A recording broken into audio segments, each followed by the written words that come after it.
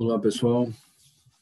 Então, a partir deste vídeo, nós começamos a tratar da fisiologia do sistema respiratório, tá? Ressaltando para vocês que nós vamos nos concentrar nos mamíferos, tá? A respiração das aves é um pouco diferente e a respiração em peixes é também diferente, embora algumas semelhanças, evidentemente, né? Por exemplo, quando a gente fala no sistema respiratório, independentemente da espécie, nós tratamos de gases, tá?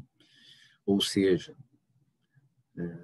neste caso, do oxigênio e do gás carbônico, ou CO2, como vocês conhecem também, certo? Isto é independente de espécie animal, inclusive em vegetais, né? Quando se fala em fotossíntese, a gente fala também de oxigênio e de CO2. Tá? Então, apesar de algumas semelhanças, há diferenças importantes e nós iremos nos concentrar aqui na respiração de mamíferos, então, tá? Respiração das aves, vocês vão falar na avicultura, eu sei que o professor Ianglo trata disso, e respiração em peixes, o professor Rafael certamente vai abordar esse assunto também na piscicultura, tá bem? Bom, para que a gente contextualize, tá, essa nossa conversa, eu quero chamar a atenção de vocês da importância destes gases que eu citei anteriormente. Tá? Neste caso aqui, nesse slide, aparece o oxigênio, certo? Então, repito, quando nós falarmos em respiração, não há como não falar em oxigênio e em CO2. E vocês todos já sabem, desde a bioquímica, né, que o metabolismo celular, ou seja, o funcionamento das células, depende do aporte de oxigênio. E, obviamente, que este aporte de oxigênio, este oxigênio chega nas células através da corrente sanguínea. É importante também para a saúde celular, digamos assim, que ela, ou seja, que a célula elimine, tá, algo que é resultante, digamos assim, é produto desta respiração celular ou do metabolismo celular, que é o CO2. Tá?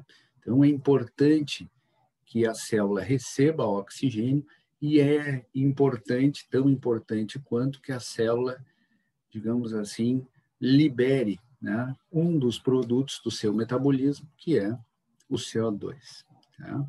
E isso, evidentemente, se dá através da corrente sanguínea. Então, eu já começo aqui a destacar para vocês a importância da relação do sistema respiratório com o sistema cardiovascular, o sistema circulatório, certo?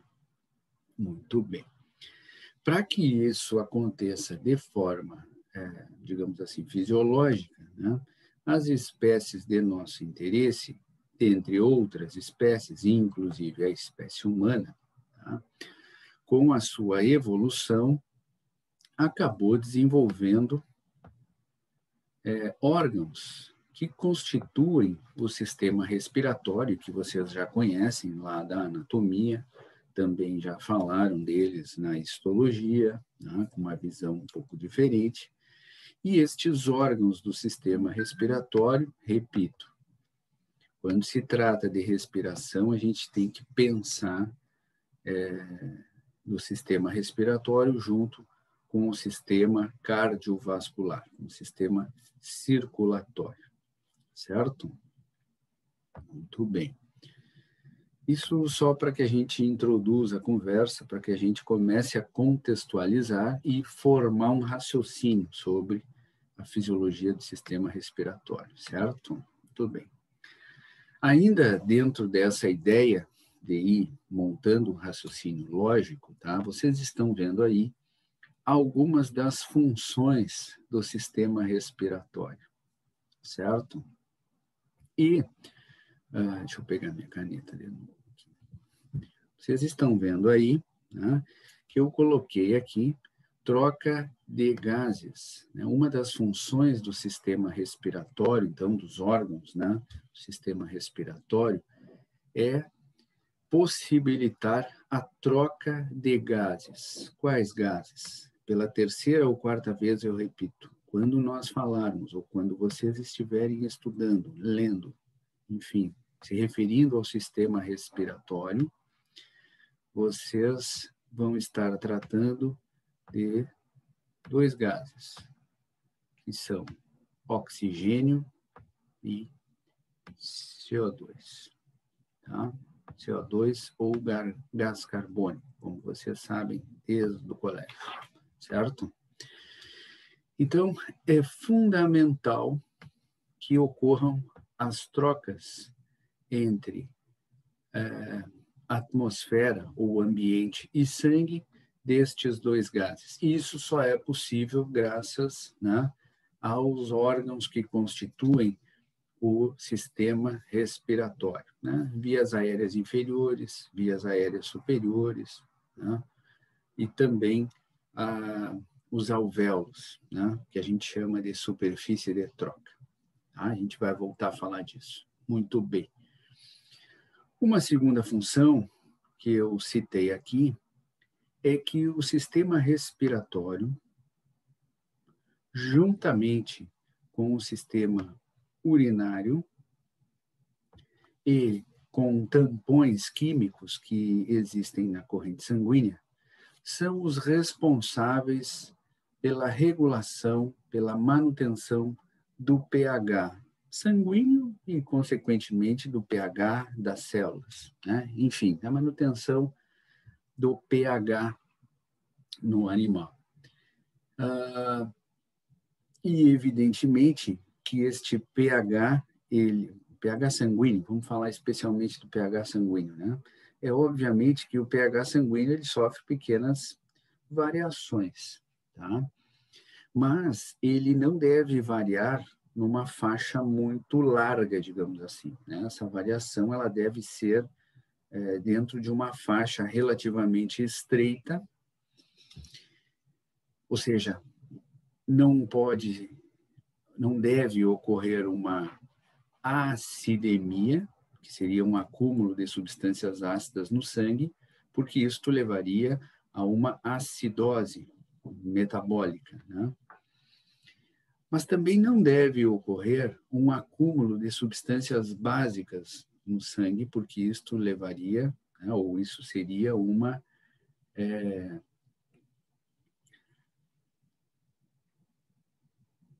me faltou o termo, daqui a pouco eu lembro, mas isso levaria a uma alcalose, ou seja, lembrei o termo, não deve, assim como não é desejável que ocorra um acúmulo de substâncias ácidas no sangue, que seria uma acidemia, também não é desejável que ocorra um acúmulo de substâncias básicas no sangue, que seria uma alcalemia, porque esta acidemia levaria a uma acidose, tá? Que é a alteração em si deste acúmulo de substâncias ácidas no sangue, como também não é desejável que ocorra uma alcalose, que é a alteração em si, né?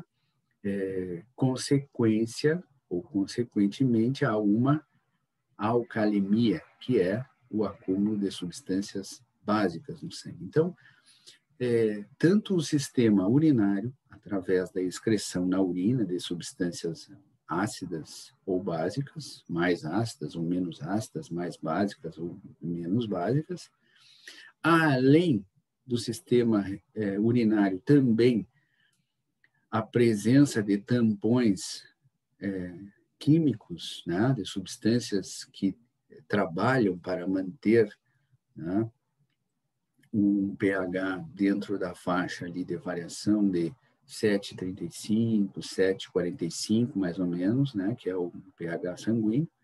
Então, além, repito, do sistema urinário, além dos tampões químicos da corrente sanguínea, existe também envolvido nesse processo todo o sistema respiratório. Então, o sistema respiratório ele participa da regulação do pH sanguíneo, né? Certo? Consequentemente, celular também. Mas é fundamental através, especialmente, da eliminação do CO2, através da sua expiração. Então, na medida em que o animal expira, né, ele libera ar, e neste ar deve existir uma grande quantidade de CO2 sendo eliminado.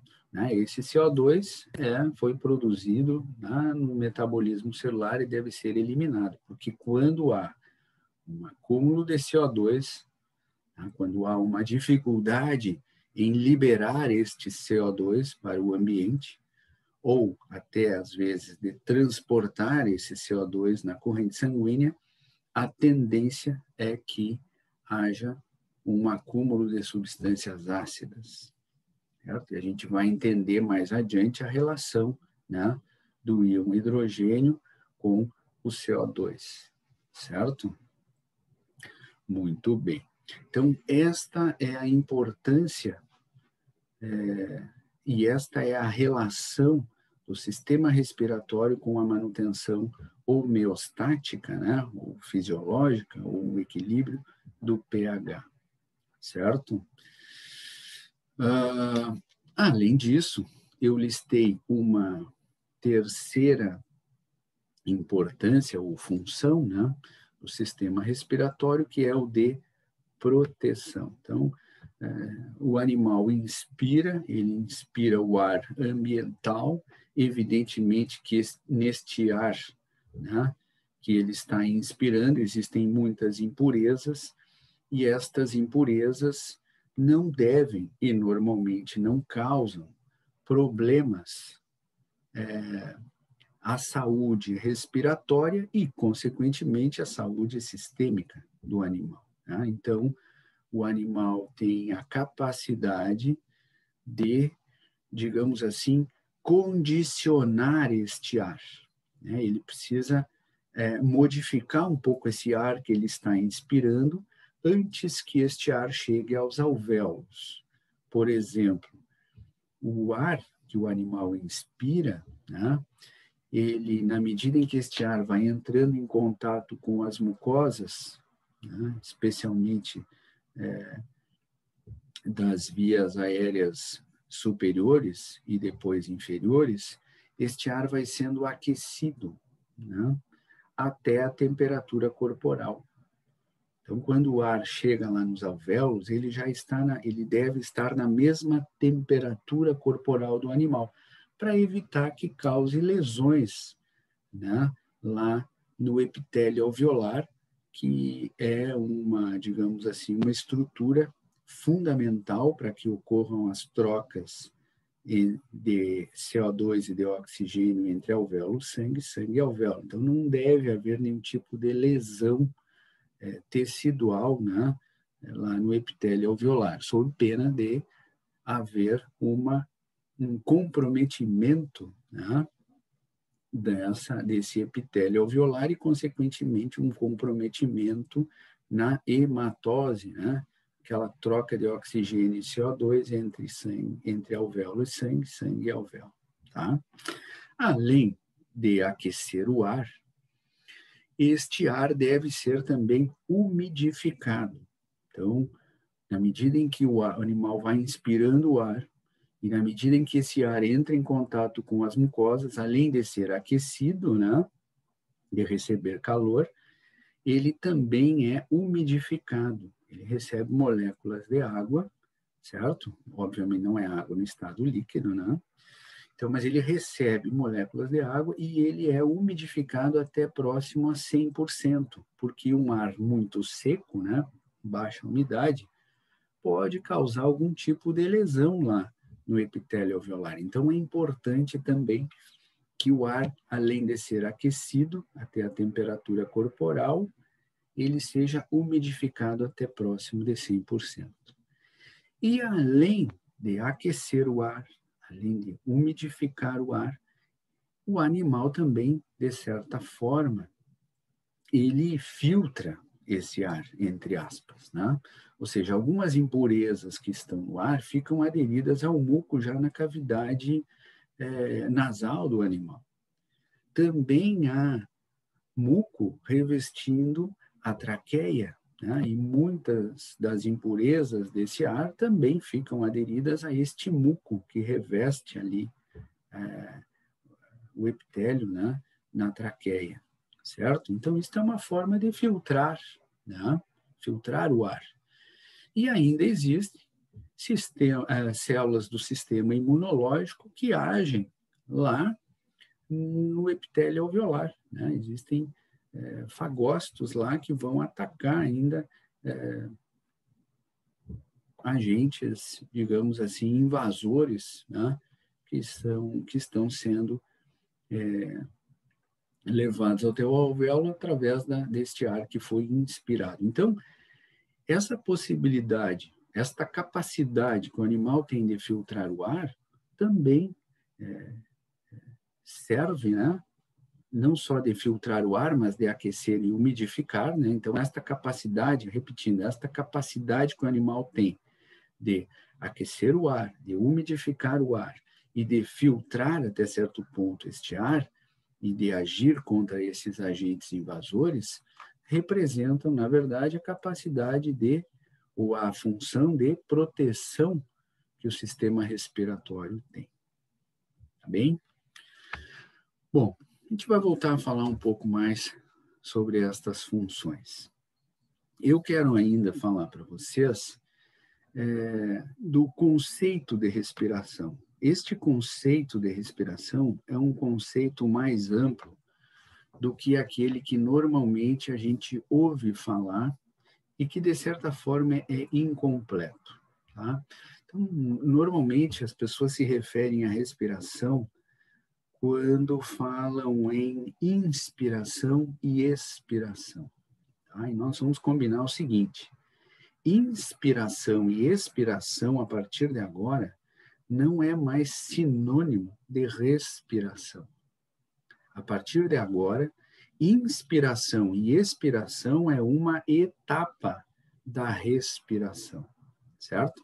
Então, no conceito mais amplo, vamos combinar aqui que nós vamos tratar de um conceito mais amplo de respiração, em que a inspiração e a expiração são a primeira etapa deste processo de respiração, tá? Sobre o qual nós vamos tratar.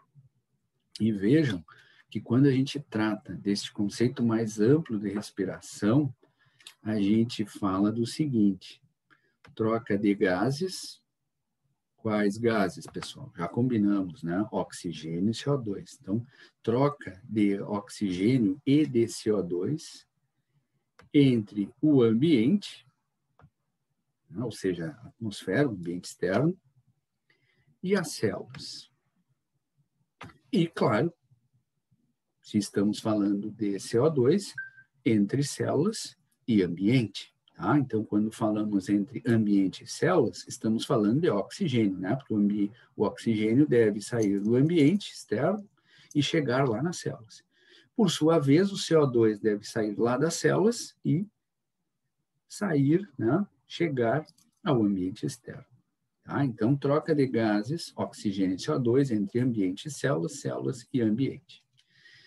E para que isso ocorra, não envolve apenas o sistema respiratório, mas, como já falei 2 ou 3 vezes anteriormente, envolve também sistema cardiovascular. Então, para que a gente possa entender este conceito mais amplo de respiração, nós precisamos pensar tanto no sistema respiratório, como também no sistema cardiovascular. Sistema respiratório e sistema cardiovascular. Ou, como eu coloquei ali agora, sistema respiratório mais sistema cardiovascular. certo? Porque através do sistema respiratório, os gases, ou o oxigênio, né, sai do ambiente e chega à corrente sanguínea. Mas, graças ao sistema respiratório, perdão, graças ao sistema circulatório, né, sistema cardiovascular, este oxigênio é transportado pela corrente sanguínea até as células. O CO2 faz o caminho contrário, né? Graças ao sistema circulatório, o CO2 é levado das células pela corrente sanguínea até lá os capilares alveolares. Passa para o alvéolo e aí, então, através do sistema respiratório, o CO2 vai ser eliminado pela expiração, tá? Então, quando vocês pensarem em respiração, pensem num conceito mais amplo e pensem que sistema respiratório trabalha junto com o sistema cardiovascular. Certo? Muito bem. Só vou dar, eu acho que tenho certeza que vocês já entenderam isso, eu só vou aproveitar, me ocorreu aqui de dar um exemplo. Vocês já ouviram falar várias vezes em parada cardiorrespiratória. Ou seja, parou o coração, parou respiração também. Certo? E, evidentemente, que normalmente o animal vai a óbito nessas situações. Tá? Muito bem. Tá bem claro para vocês agora. E é sobre esse conceito amplo de respiração que nós iremos tratar. Muito bem. Deixa eu ver o que mais temos aqui. Esta figura está mostrando para vocês a respiração nesse conceito amplo sobre o qual, repito, iremos tratar, certo? Vocês podem ver aqui, ó, que estão citadas aqui, ou estão citados aqui, 4 eventos dessa respiração, certo? Que ele chamou de troca aqui, ó. Troca 1, troca 2, troca 3, certo? Mas nós vamos ainda mudar um pouquinho isso aqui e vamos chamar de troca 1, ou primeira etapa, aqui. Né? Esta seria uma primeira etapa, esta seria uma segunda etapa. Aqui nós vamos considerar uma terceira etapa do processo de respiração, porque nós estamos pensando em sistema respiratório mais sistema cardiovascular, e esta aqui seria uma quarta etapa. Tá? Nós vamos assumir, então, vamos mudar um pouquinho o que a figura mostra, e vamos assumir 4 etapas aqui. Isso aqui é um 4 romano. Agora sim ficou mais, digamos assim, legível. Muito bem. Então, nessa primeira etapa que vocês estão vendo aí, ele cita a troca de gases, olha ali, ó, os nossos gases, o CO2 e o oxigênio. Então, a troca de gases entre ambiente e alvéolos, alvéolos e ambiente, ou seja, o oxigênio, através da inspiração, chegando aos alvéolos, e o CO2, através da expiração, saindo dos alvéolos e chegando ao ambiente. Tá? Então, essa é a primeira etapa, é a troca de gases entre ambiente, alvéolos, alvéolos e ambiente. Uma segunda etapa é a troca de gases entre alvéolo e sangue, sangue e alvéolo. E nessa etapa nesta etapa é a hematose, né? Que por diferença, aliás, pessoal, já vamos estabelecer o seguinte, essas trocas de gases que estão identificadas aí, né? Essas 3 trocas de gases que estão identificadas aí, elas ocorrem por diferença de pressão, ou seja, por gradiente de pressão, certo? Então, no momento em que a pressão alveolar é menor, se torna menor do que a pressão deste ar no ambiente, que é a pressão atmosférica, e esta pressão alveolar, vocês vão ver que o animal está constantemente mudando ela. Quando ele inspira, esta pressão alveolar está menor do que a pressão no ambiente, a pressão dos gases no ambiente. Quando ele expira, a pressão alveolar está maior do que a pressão atmosférica, certo? E ele é capaz de alterar essa pressão alveolar graças à expansão da sua cavidade torácica ou da diminuição no volume da sua cavidade torácica. E é por isso que quando a gente vê um animal inspirando e expirando, isso é mais fácil da gente observar logo após o exercício físico, né? O animal está em exercício, ele cessa o exercício, a gente facilmente observa, porque está mais está mais perceptível, né? Porque a gente vê o movimento das costelas, né? O animal está ofegante, e quando ele está ofegante, é fácil da gente observar essa expansão da cavidade torácica e essa diminuição no volume da cavidade torácica. A gente observa isso graças ao movimento lateral das costelas, mas isso acontece principalmente graças ao movimento de contração e relaxamento do diafragma, mas obviamente que a gente não consegue enxergar o diafragma do animal, né? É óbvio isso, certo? Então, essa pressão alveolar, ela é variável. Na inspiração, ela está menor, na expiração, ela está maior. Então, graças a isso, o ar é inspirado e é expirado, tá? Mas a pressão dos gases também dita, né, possibilita com que o oxigênio passe do alvéolo para a corrente sanguínea e que o CO2 deixe a corrente sanguínea e vá para o alvéolo. Isso se dá por diferença de pressão, certo? Vocês vão ver que a pressão do oxigênio aqui no alvéolo é maior do que a pressão do oxigênio do sangue que está chegando aqui.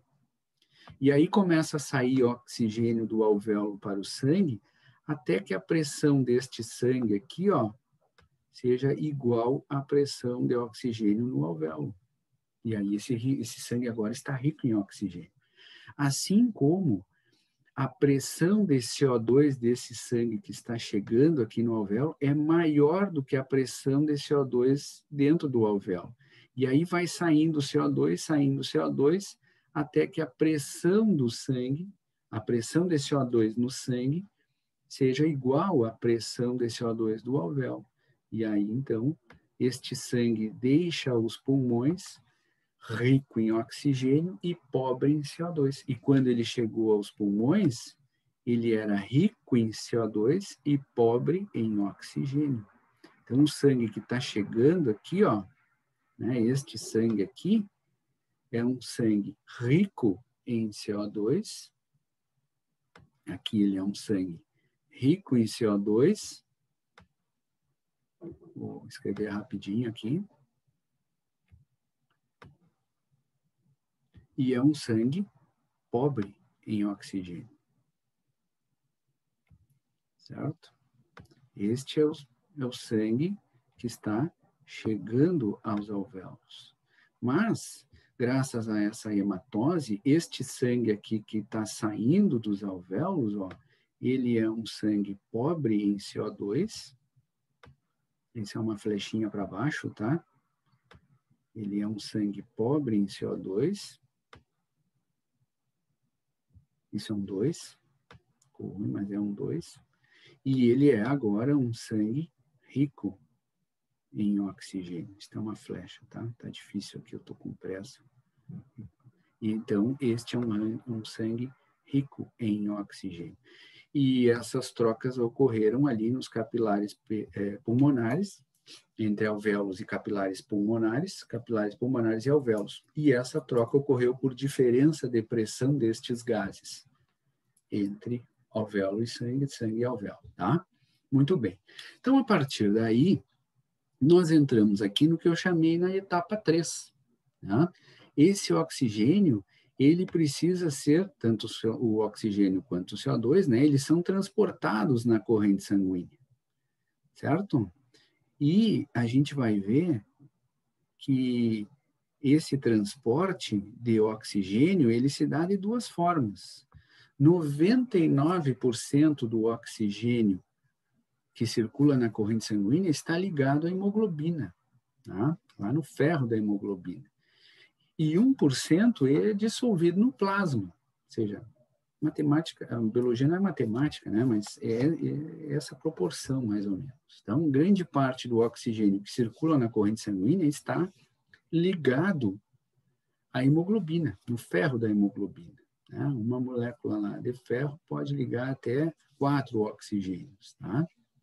Muito bem. Então, quando este sangue, que é rico em oxigênio e pobre em CO2, chega aos tecidos, por diferença de pressão, o oxigênio deixa, uma parte desse oxigênio deixa o sangue e vem para as células. Tá? E vai participar do metabolismo celular. E aí é bioquímica, que vocês já estudaram. E este sangue que está chegando aos tecidos, deixa o oxigênio aos tecidos e capta CO2, porque ele é um sangue que até agora era pobre em oxigênio, então, por diferença de pressão, o CO2, que é um produto do metabolismo celular, deixa as células e vai para a corrente sanguínea. E quando este sangue, então, sai dos tecidos, ele é um sangue rico em CO2 e pobre em oxigênio. E este CO2 é transportado na corrente sanguínea basicamente de 3 formas.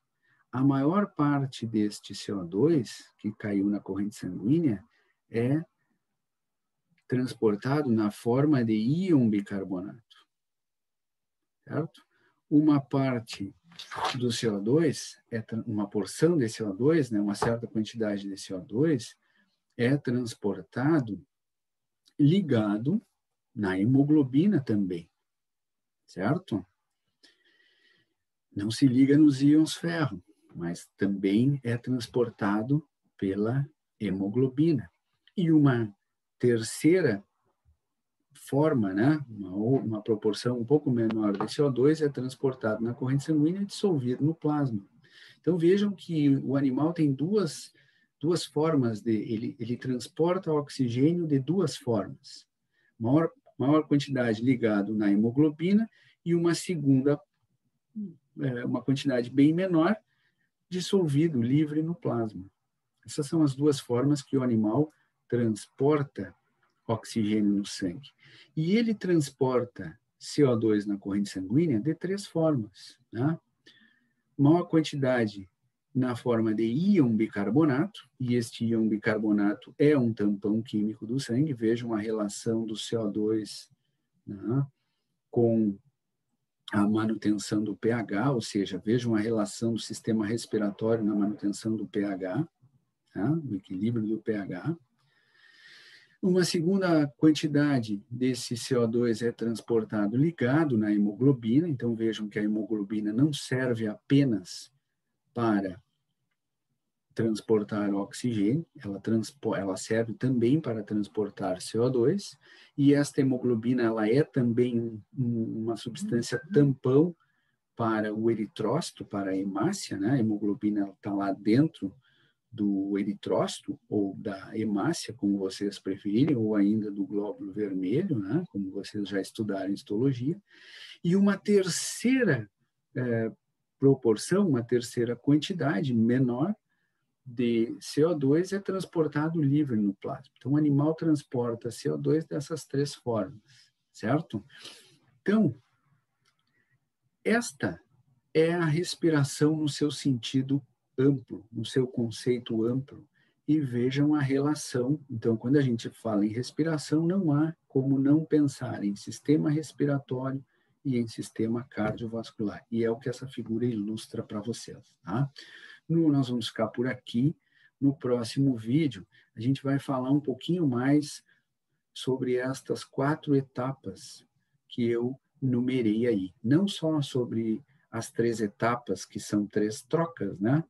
Em diferentes locais, como vocês estão vendo ali, mas também desta 4ª etapa, né? Ou dessas 4 etapas, certo? A gente vai falar um pouquinho sobre cada uma delas, tá bem? Então, ficamos por aqui hoje. Até o próximo vídeo.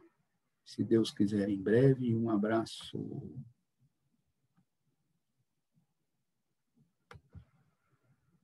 Tratem de assistir os vídeos, hein?